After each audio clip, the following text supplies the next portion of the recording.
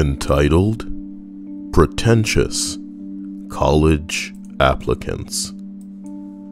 According to Reddit, number 15. I used to tutor at a university and helped occasionally with my tutees' applications. One thing I'd always encourage them to do was mention their aspirations after graduating, and to mention why specifically this university is what they wanted to go to. One kid, who'd been pretentious and an ass the entire time, actually wrote in his essay that he didn't really care about the academic part because his dad was just going to give him a job when he graduated anyway. He chose the universities he was applying to based on how impressive they sounded and how good the party life was. I kept in touch with his sister. She was super smart and studied at the same subject as me, so I helped her with her career advice later on. She dropped into conversation later with a noticeable bit of glee that her brother was going through a challenging patch because his father informed him that no, Daddy was not going to give him a free ride into a cushy job and did expect him to get a real job. Looks like that bubble's been burst. How unfortunate for him. Proceeding up this list to number 14. I'm a college admissions consultant, and the worst one that I've read was a full meta essay about how much the applicant loved college admissions and writing admission essays. It was arrogant and aloof throughout, but the kicker was when the student called herself an elite applicant with outstanding admission essay skills. Okay, right there in the essay, oh, bing bong. I felt sorry for her, but because it felt like the stress of the process had given her a Stockholm Syndrome obsession with it. Yeah, I tried to bring her back to reality gently, but she wasn't having it. She did not get in. This list gonna be a whole bunch of uh-ohs, isn't it? Hello to Demon, Pistachio, Francis, Cannon, Stripes. This is your last warning to change that username. Enough time has elapsed. Get it done. I don't want to see that in here. Prelude, Aiden, Momster, Linda. I hope you're having a great day. Number 13. It doesn't quite answer your question, but we recently had someone who we rejected for our competitive course email us. He said that he regretted to inform us that he was unable to accept our rejection and would see us on the first day of the course very soon. Oh my God, I'm excited about how this will unfold. Someone said at least he had a sense of humor. Sometimes I don't even know if these people for real or... What would you look at that? You kick ass. Man, today is the day we all say our goodbyes and it's pouring rain like you would have wanted. Crack that whip for me. It always rains at funerals. It always rains at funerals. In movies anyway. So I'm surprised you get to have your movie funeral. I mean, well, it's, God, what do you even say? Nothing. Yeah. You say nothing, Cyael. So here's hoping that, I don't know, things get easier as you make that progress.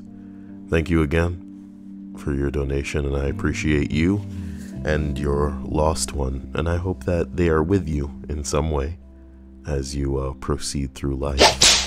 You know what I'm talking about? There aren't a lot of channels on the internet where somebody's like, dude, I'm at a funeral right now, and then I crack a whip. Number 12. Apparently one of the admissions had $100 bill in there. But what would you have to say to Mr. Benjamin? Like, what the fuck? What about, what would Benjamin Franklin have to ice this cake with? Oh my gosh. What the bing bong. Number 11. I went to a space camp on a scholarship program after writing an essay to get in.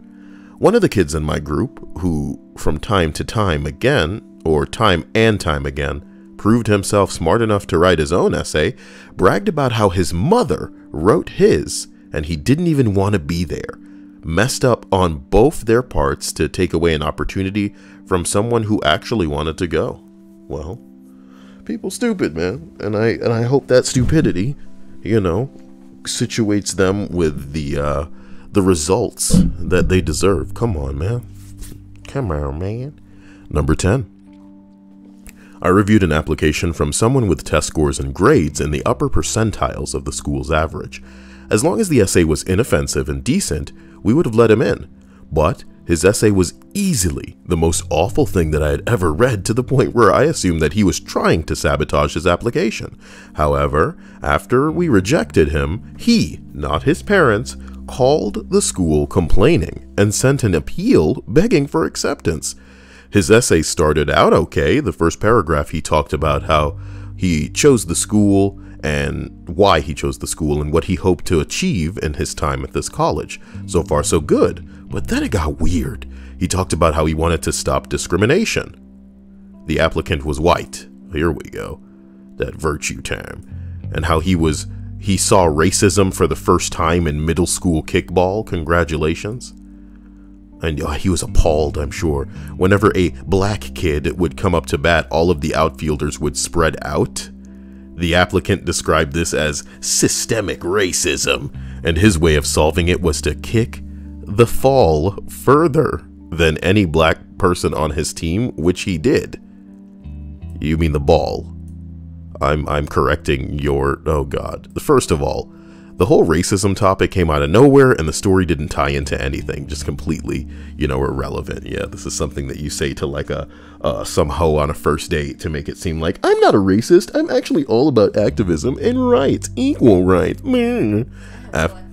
After this, he started talking about his favorite podcasts. Oh my God, is this a date? Even mentioning some by name. If you want to know more about my personality, just listen to this podcast and you'll get a better understanding of who I am as a person. It says this. Anybody who's deaf listening to this, I'm not just reading it and saying it for no reason. It says this. This is the person writing this in their college application. Wow. Which I thought was a joke because there was nothing left on the page. Just that single sentence. Apparently, he just hit enter on his keyboard a bunch of times because on the next page was the quote that he wanted to close the essay with. It was a full page-long manuscript of a Richard Pryor comedy routine about going to Africa for the first time. Yes, he kept all the N-words in the routine, and even went so far as to replace all of the soft R's with hard R's for no apparent reason. At the end, when were 3 links to the podcast, oh my God, that he mentioned, which I didn't listen to because the essay was printed out when I read it, so I couldn't even click the links. What the hell is this?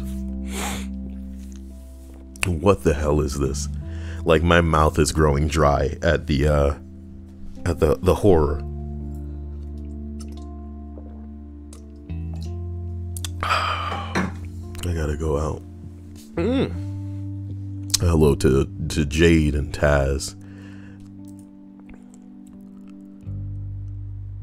Why can't you change your name, Stripes? You changed it fine before. You changed that name fine before, Stripes. What's the issue? I didn't hide you. I just timed you out. So tell me why people can just you know, fucking flip a switch and change their name all the goddamn time, but when they want to change it back, they can't. Is it because they put a restriction on how often you can change your name because you shouldn't just be doing that? Motherfuckers. Bruh. Number 9. Obligatory, not an admissions counselor, but I was a master's student who helped a family friend edit her college admission essay. My God. The prompt was something about great struggle they've experienced and that molded them into who they are now. Her response? My greatest struggle in life was that I was too academically advanced for my age and I was not challenged enough in school. Yikes. I'm so smart, okay? I'm so fucking smart, but... Stripe says it hasn't been 6 months. How long has it been then? Because I've been, you know, suspended on YouTube at least twice, you know? So how long has it been? Jeez. Also, why is it 6 months for her? It's usually just 3 months. It's supposed to be 3 months. Have you tried to change it, Stripes, or are you just assuming that you can't change it? I think you should try to change it, Stripes. And we'll go from there. Subliminal Mr. Rose says, hey y'all, getting a piece done listening to this wonderful stream. I wonder what kind of piece? A piece of cake? A piece of pie? A piece instead of war? Why you gotta do her like that though? Number 8. For me, it's the students that disparage the very ones that provide their application support.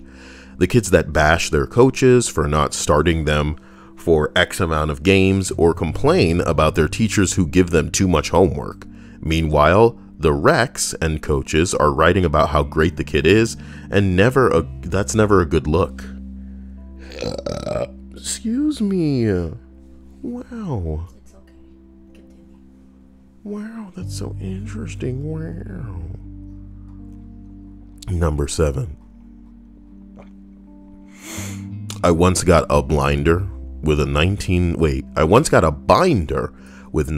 letters of recommendation from what seemed every adult who ever vaguely met this student. We also got photocopies of her scuba license and lifeguard certification. This was just for a college with a 98% acceptance rate. My God. My God, what a job. You know, everybody gets into your college, but you still got to read this shit. What, you just skimming for N-words and crazy people, you know? You gotta weed out the crazies. Just got them crazies and the racists, and maybe like some hardcore misogynists, but you know, some women hate women in high school, in college these days. Like it's really crazy. It's really crazy in college. I would imagine even worse now because it's so fucking faggoty, the fact that many of the instructors, many of the, you know, professors wear their agenda on their sleeve, and they act almost like they all got tenure, the way that they just like, they need you to believe what they believe, and this is what I believe. And you know, it's like, bro, you got a class to teach, or we just hearing about the things that you all about, you know what I mean? Is this a date for real? Like, I didn't ask who you stand with and what you stand for and all of this. AIDS, dude. We didn't come here to be indoctrinated or learn about like some shit that you're into right now. We just trying to get this test done, get this piece of paper, and we gonna forget about you for the rest of our life. You know this, right? Stupid. People losing their damn mind. It's not all about you. You have a life, right? You getting some pussy on the side, right? Like, act like you're not lame. My God, it's not about you. So, at this college with a 98% acceptance rate, we also had an essay question that was, if you could spend the day with anyone in the world, living or dead, who would it be and why? And some kid wrote about how the college admissions racket discounted who he was as an individual, and that he wanted to spend the day with the college admissions officer so they'd actually really get to know him. It came off as a bit creepy. Nah, it ain't that bad. It ain't that bad. And again, 98% success rate at this college. If you could write a coherent sentence and didn't murder anyone, you were going to be accepted. We didn't freaking care about your personality. Then why y'all asking, you know, whack-ass questions like that? That's the bottom line. That's a pretty normie-ass basic boy question for Instagrammers and Facebookers. So, you know, if you could spend the day, like, and there's nothing wrong with that question if you're on a date, you know? But is this a date, or am I trying to get into college? If you guys spend the day, what's your astrological sign? Like, nigga, you know I'm trying to fucking get into SKU so that I could get this career rolling. Like, what the fuck is wrong with y'all? You know what I mean? What are you gonna gauge from my, quotes, personality based on my answer to, I would like to go back in time and meet Sir Albert Einstein? Like, what the fuck? Maybe they want very, like, Like, for real, like, if there were a way for me to just vomit on the people, I'd like to meet the people personally responsible for thinking that this is fucking relevant. You know, we value our time, and our time on this planet is very limited, which is why some of us trying to do the stupid ass jumping through hoops that's necessary in this today's society to get a job that's going to pay enough money so that we can live better as opposed to existing. You know what I mean? And y'all out here wasting my time on this bullshit, dude. I'd rather just go watch something on Netflix if I'm going to waste my damn time. You feel me? Holy hell. Holy hell, baby. There's this one Powerpuff Girls episode where it's like about Bubbles trying to be, you know, respected like Buttercup and Blossom, because she's viewed as like the bubbly one, and she wants to show them that she's hardcore. And there's this thing in the training like simulation where she turns it all the way up to 11 and shit. But there's this scene where it's just like slow panning in on her face while it's so clear Bubbles is going crazy. You know what I mean? And I like to think that that's what I'd be like in most classes, just trying to sit there and deal with these assholes talking about themselves while they have the platform and everybody's supposed to restrain themselves and put up with this bullshit. You know what I mean? It's really, as a dude who's been to jail, it is so specifically identical to being in a position where it's like, you need this degree, you're gonna have to sit here and deal with this. You gotta listen to my mouth. I get paid for you to sit here and listen to my mouth spout irrelevant garbage. And it's like, yo, is it worth it? You sitting there thinking to yourself, man, I could deal with some more years. You know what I mean? You cracking your knuckles like, not today, boy. You know, maybe he'll learn a lesson. Maybe we could spend one time and just give him something to think about the next time he get on this bullshit. You know what I mean? Oh my God. As we continue up this list, we arrive at number 6. Ooh, I have one, says the college admissions officer here. It says, a longtime friend's mother reviews college applications at an elite college. It's elite, bruh. I saw her recently, and she was telling us about some of the essays, and one stands out from a girl who clearly came from a background of great privilege. And with great privilege comes great responsibility. She described a day of shopping and dining at swanky places with her parents in the big city. At the end of the day, they came across a homeless man sitting on the sidewalk begging for food and money, and she initially passed him by. But then, seeing the American flag flying in the corner, up ahead on the next block, she remembered what this great country of ours was built on. Brr, brr, brr, brr, brr, brr. As well as what life is truly about. She went back and gave the homeless person her restaurant leftovers, all described with so much self-congratulation. I'm paraphrasing, of course, but the part in quotes is fairly exact. What the country was built on and what life is about, giving a homeless person your half-eaten burger and fries. Okay. America. I feel like I'm having an allergic reaction to this list. Give me a second, man. My nose is like full stuffing.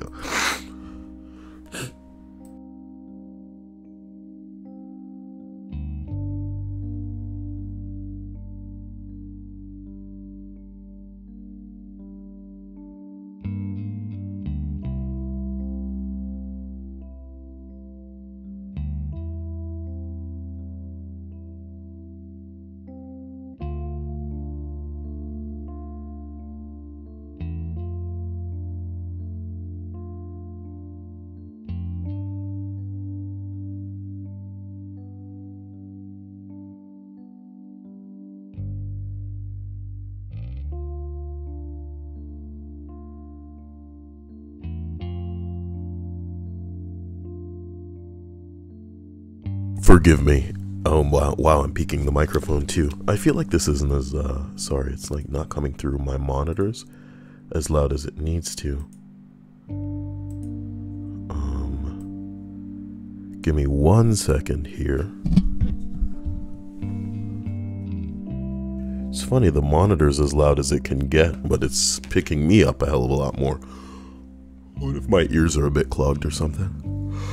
So continue up. Sorry. Here we are at number 5. I worked in a very religious private school administrations department for a few weeks, finding applications. Yeah, I like the way I read that one. I'm sorry. I worked in a very religious private school admissions department. I don't know how I deliver it. It's a lengthy sentence. I worked in a very religious private school's admissions department for a few weeks, filing applications. The parents had to write a letter about their child and why the school would suit them. I'll always remember the man who wrote 3 pages about how successful a businessman he was, how he owned several businesses, how he was good at the school's main sport, and then attached a large check to the last page. Big man. Not a word about the kid. What I remember most, the rejection letter from the principal with a thinly veiled insinuation that bribery was immoral and not acceptable at this school.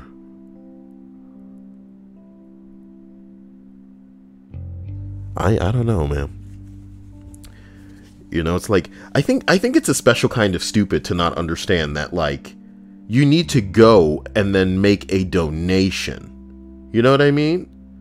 And that's what is going to grease the wheels here. How stupid do you have to be to just be like, blam, there it is, here's some money, let my kid in, please let my kid in. At least, you know, when you do it sneakily and don't let it, and nobody else knows, then, you know, you're getting... But, like, here's the bottom line is, it can be that transparent.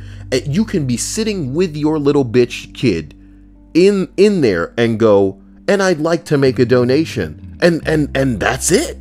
That's it. It doesn't need to be any more, like, discreet than that. Oh, no. I'm not talking about, like, going to the school and talking about it. I mean, like, posting on social media. Yeah, my kid did it all by himself.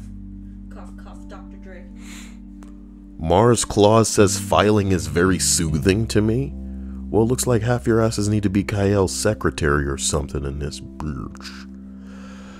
Man, there aren't a lot of wrenches today. Just prelude. Just prelude. Oh, prelude's the only wrench. What happened? Linda was here for a second. I don't think so. Just, Number 4. A letter simply said something along the lines of, let me into X Hall, named after Grandpa. He donated a shit ton of money, so this letter means nothing. He was right. He got right in. Gotta love pay to play. Wow. Damn. He got in. So wow. I guess when your relatives do the work, you can just benefit. No. Linda says that they're still here. And I guess Stripes is dropping her presence as well. There's a deleted entry here. Let's see if we can retrieve that bad boy. Okay. Oh, excuse me.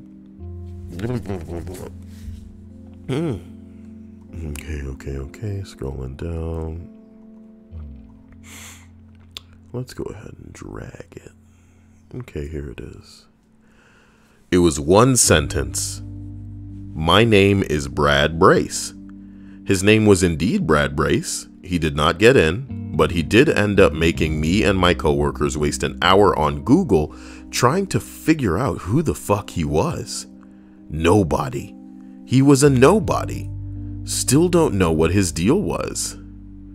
Somebody said, dude, you rejected Brad Brace? Rejected. Yeah, what if Brad Brace is actually a curse that makes you put R's in words that don't have them? Yeah. I don't see what's so funny. Dear. Somebody said brace yourself. The Brad bracing intensifies. It looks like you're not ready for the Brad Brace experience.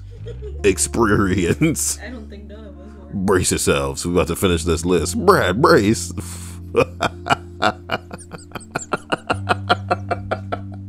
This is my favorite fucking entry. My name. Hold up, bitch. Brad Brace. That's it. What an entry. That is so Reddit. That is so Reddit. Oh God, why am I tickled to the maximum by that? Number 2. I was in medical school. I was a medical school interview coach, earning some extra money through med school. Some applicants were great, others were about what you'd expect from kids whose parents are paying a tutor to teach them how to act normal. Again, you know, fuck normal, you know? Fuck what old motherfuckers think is normal these days. Our med school interviews are easy to pass, but difficult to do well.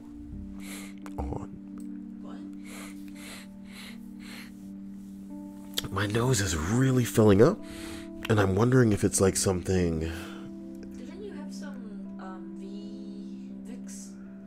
Yeah, but what I'm wondering is if it was the shampoo I used. Maybe. Shouldn't be. Like the body wash, I mean. That sucks.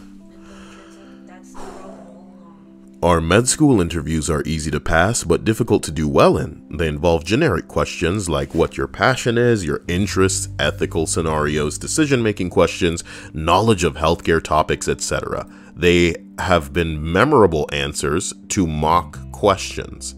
In terms of pretentious, I asked one guy what his hobbies were, and he said he loved Armani suits and buying expensive coffee blends. Not a great answer. But what killed it was that he began it by describing the smoothness of the bean and licking and smacking his lips together in wet, squelching noises. I would like to treat you all to these. Feel free to donate to get me to stop. Don't worry, I'll smack you at the side of the head, because I'll get sick of it first.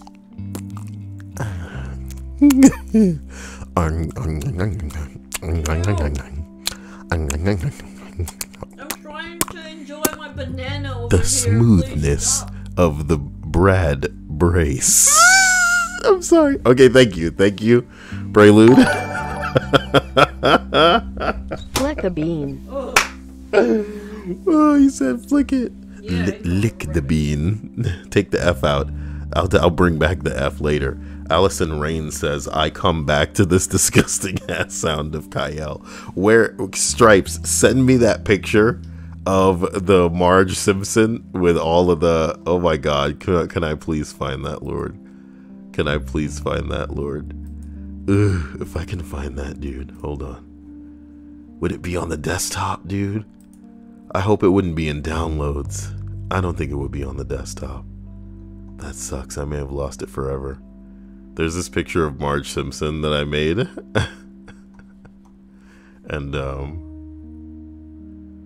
and she's got like a big box. I found it. Wait. Yes, I found it. Wait, God, yes.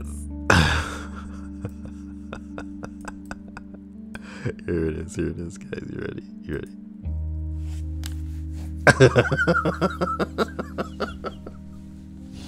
Yeah, I found it. That's my jam, alright?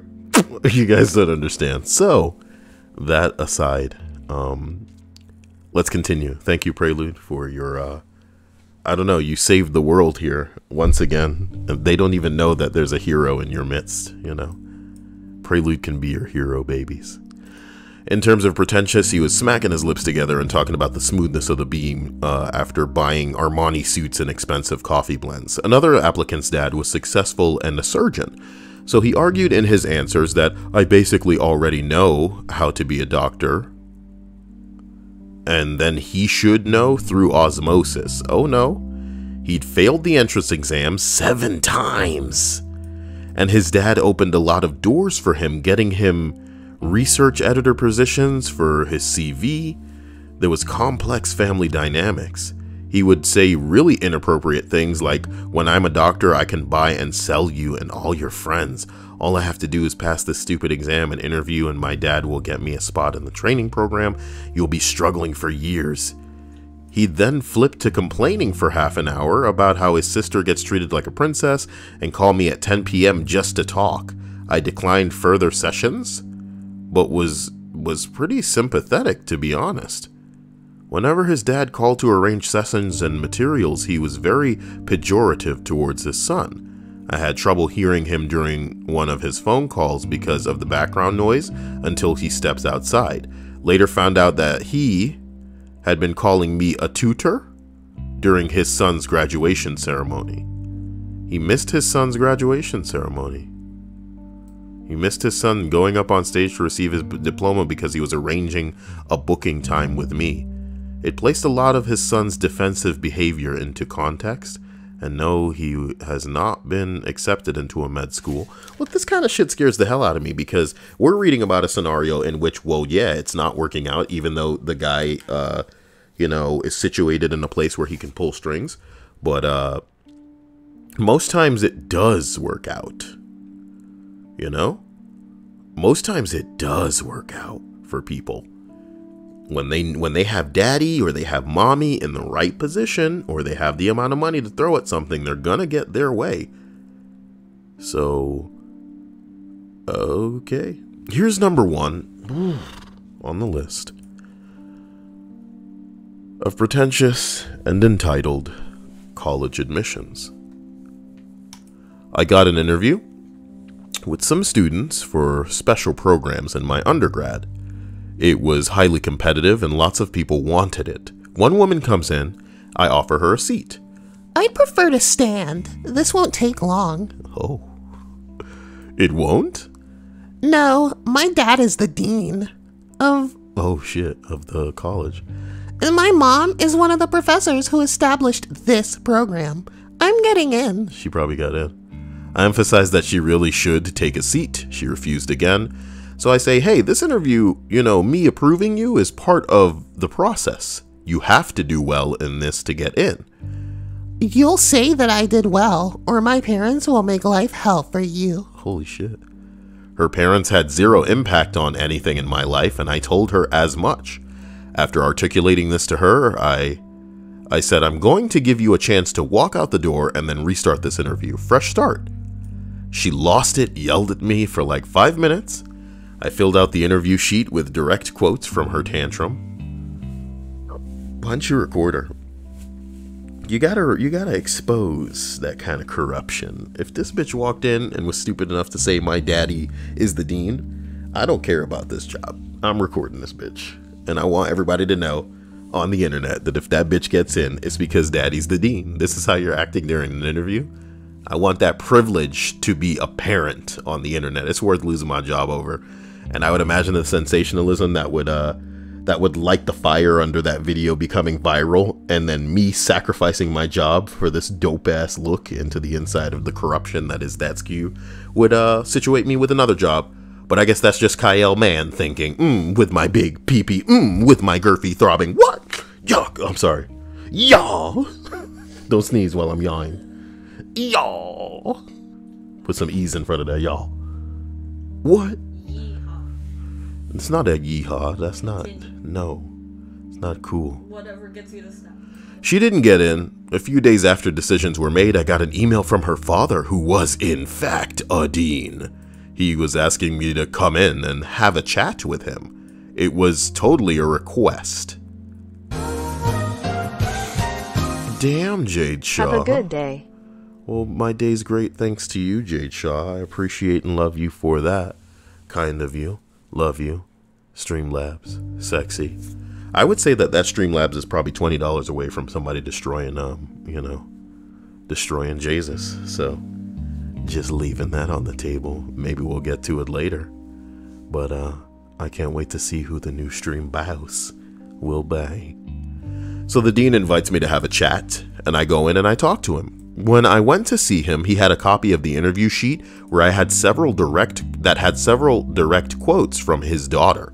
Some of the quotes were awful and directed at me, my family, and basically everyone that she could hit on. He apologized profusely for his daughter and asked if she could redo the interview. He was leaning on me a bit at this point.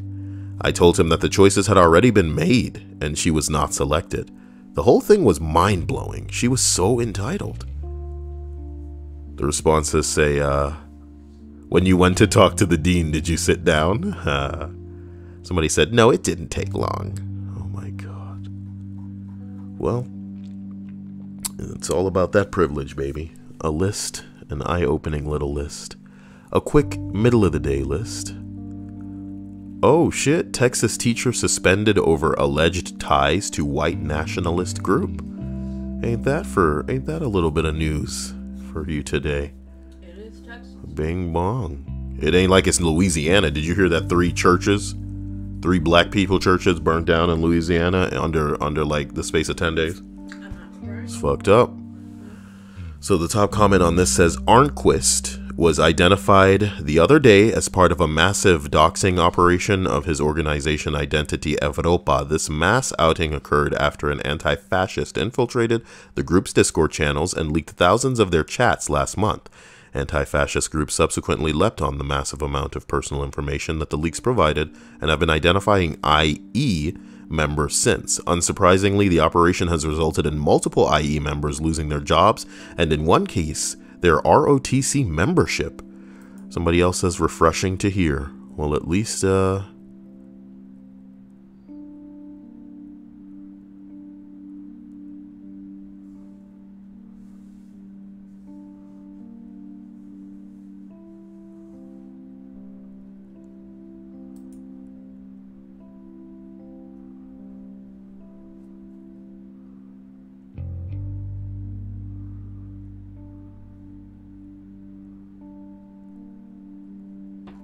look, boy, I don't even know where to go with this. So Puma's talking about the right stuff. Today it looks like Stripes is going to see Shazam, so that'll be interesting. I'm interested in that movie. I'm interested. I want to go see that. I want to go see Shazam. Come on. Also, I think I should lift stuff, even though this is the middle of the day stream, because it was about $19, so I can easily just lift this 1, 2, 3, 4, 5, 6, 7, 8, 9, 10. I'll lift it 10 and then I'll curl it 10. 1, 2, 3, 4, 5, 6, 7, 8, 9, 10. 1, 2, 3, 4, 5, 6, 7, 8, 9, 10. What if I do curls like one whole fucking week, baby? 1, 2, 3, 4, 5, 6, 7, 8, 9, 10. Shit. Okay. Oh yeah. So thank you to all of you for being here. Hope you enjoyed this list. Hope I'll see you later today. If I end up back on to stream a game, or at 9:30 for the normal stream. Oh, my balls. Special thanks to my man who is at his funeral right now. I hope that things get better. Special thanks to Prelude, and a special thanks to Jade Shaw, as I also thank my hardcore subs from Twitch. My sponsors. You know I love how you do eat. And then my patrons. Dink and Flicka. Yeah, boy. Fleece It Out doing Mach 5. Little office references for you. So, I'll see you guys later.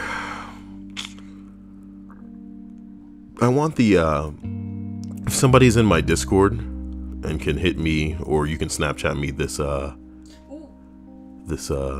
says that he's still not there. Prelude says he's still not where? I don't know, maybe in the sponsors. You know what? Let's fix that right now. Well, you know I'm supposed to, goddamn it, youtube.com/sponsors.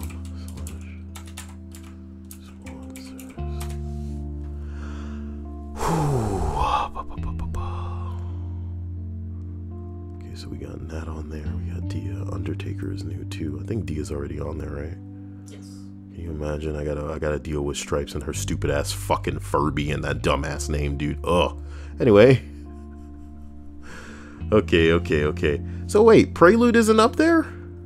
Check your thingy. He's not here. He should be. Oh. Oh, wait, he's right there. Connor. How long has he been here? 2 weeks ago then. What does the sponsor splash look like?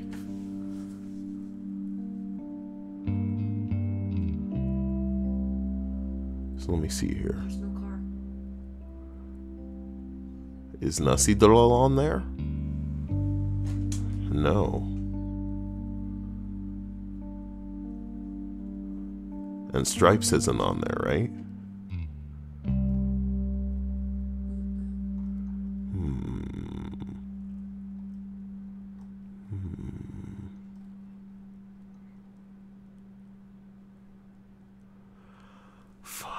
I will do.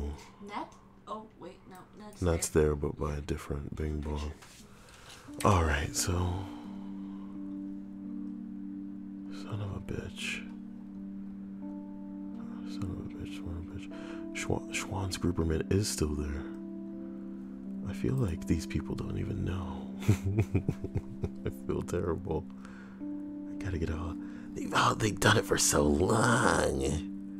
Biggie Burns ain't there. No, he's still there.